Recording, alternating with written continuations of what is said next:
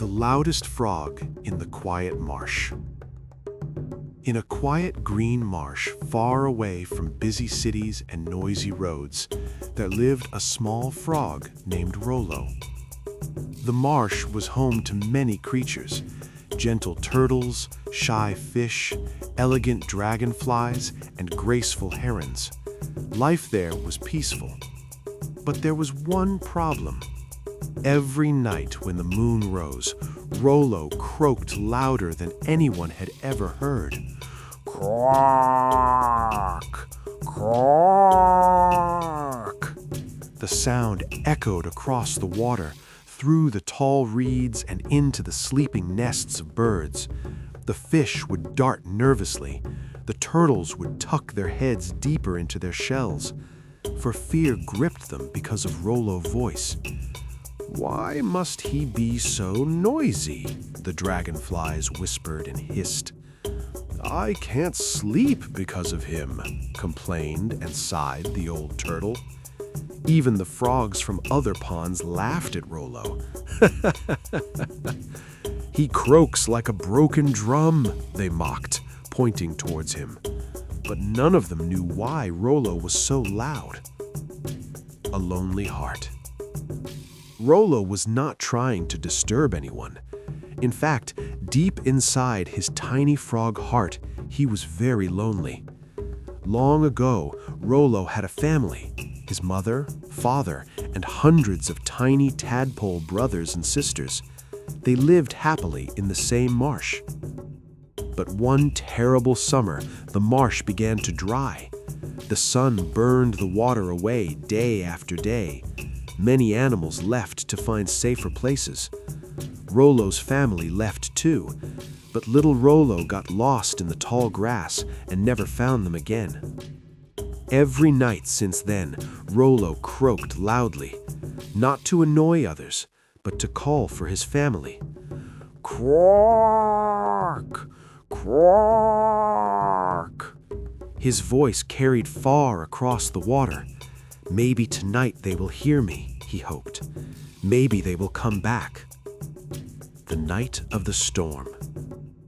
A thick cloud covered the moon. A terrible storm rolled into the marsh. Thunder cracked. Lightning flashed. Rain poured so heavily that the water rose quickly and began flooding the marsh. The small animals panicked. "Help!" cried the insects. "The water is rising too fast!" shouted the turtles. Many animals couldn't see in the darkness or hear each other over the storm. But one sound cut through the thunder. Croak! Croak!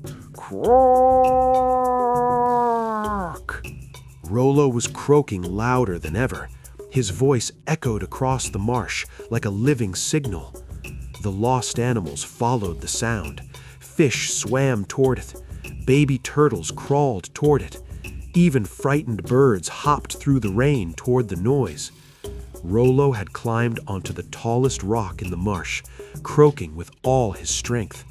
The animals gathered near the rock, where the ground was higher and safe from the rising water. All night he croaked, so no one would lose their way. Morning after the storm. When the storm passed, the marsh was quiet again. The animals slowly realized something. "If Rollo had not croaked," said the old turtle softly, "many of us would have been lost in the dark." The dragonflies hovered above him. "You weren't noisy," one of them said gently.